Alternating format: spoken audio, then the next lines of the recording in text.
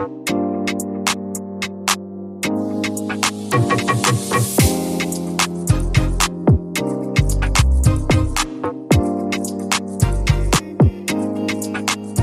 this recipe, we're going to focus on a few things, but most importantly, the sort of budget-friendly idea of making Saltfish Buljol. And the reason why I say it's budget-friendly is because I am not using salted cod today. Salted cod can range anywhere from $10 to $20 a pound.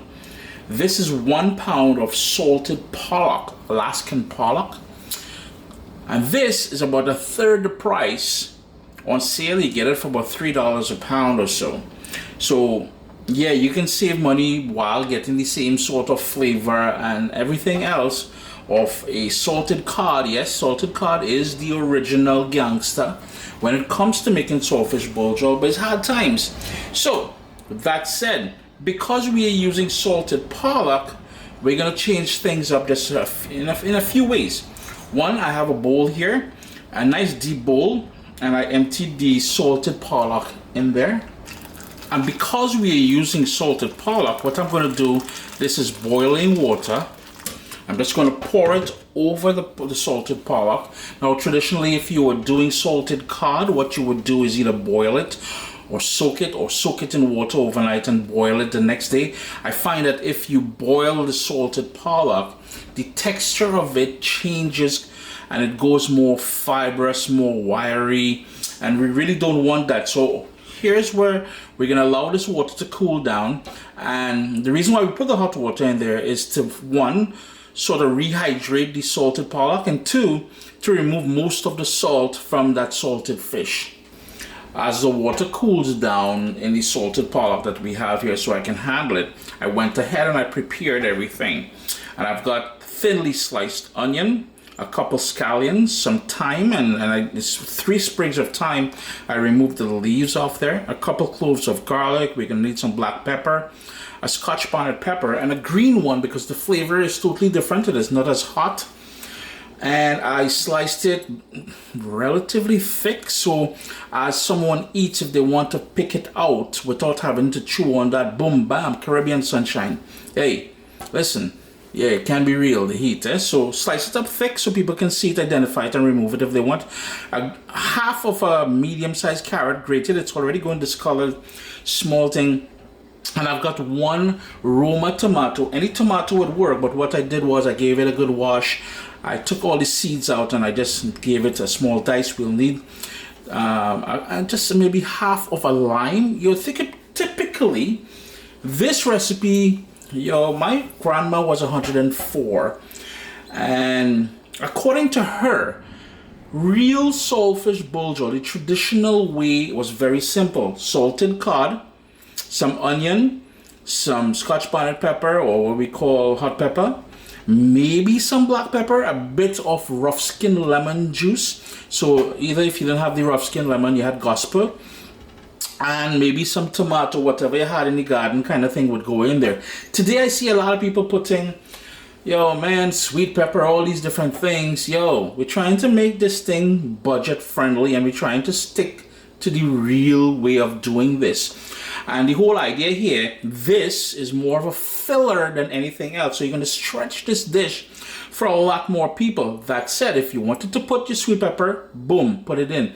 If you have access to pimento pepper, put it in there.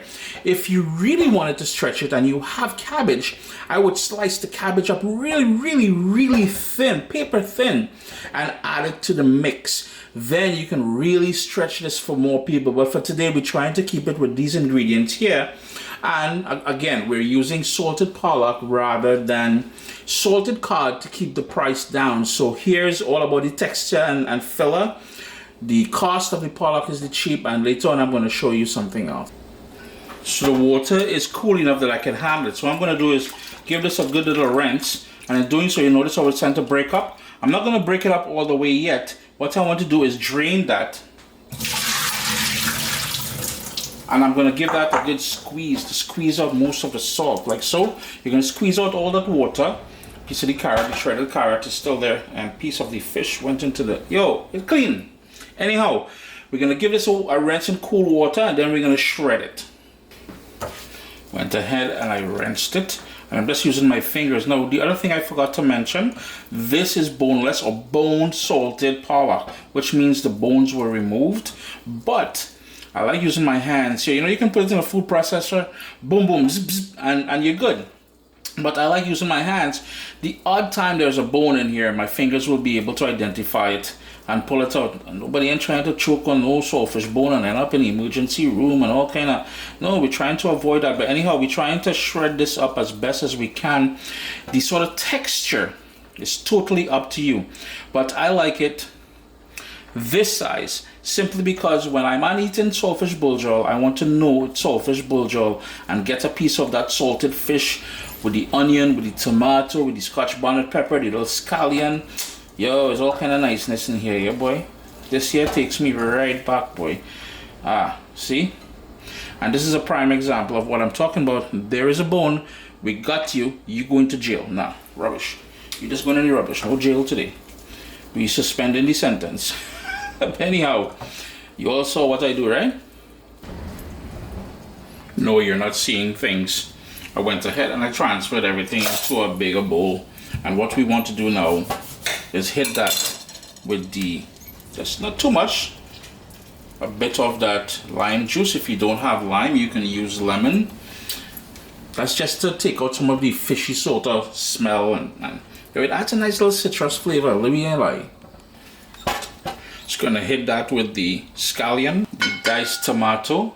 We've got the carrot, which is starting to go a little bit discolored because again I did it in advance. So if you want to avoid the discoloration, you don't have to do it right away. All of that lovely thinly sliced onion. Of course, we've got that scotch bonnet pepper. Now remember, when you're handling, earlier I said it's not as hot as if it's a ripe pepper, and a ripe one would just be either red, green, or red, yellow, or orange. I said it's not as hot, but it's still very hot. So your hands, wash it with soap and water after. Do not touch your piggy or you will pay for it. The fresh thyme, I'm just going to sprinkle that all over. Get all of that in there. If you wanted to give the leaves a bit of a chop, you can do that too. It's totally up to you. The black pepper. And the garlic is just going to go into the center there. And you know, pretty much you're done. But now here's where things becomes a little bit shady. And when I say shady, a lot of people, you will see recipes on here. And when you go to restaurants and fast food joints and everything else down in the Caribbean, especially Trinidad and Tobago, where this is very popular, they cook it. They add it to a pot with hot oil. Traditionally, and this is after, you know, like I said, my grandma was 104 and she learned from her mom and her grandparents.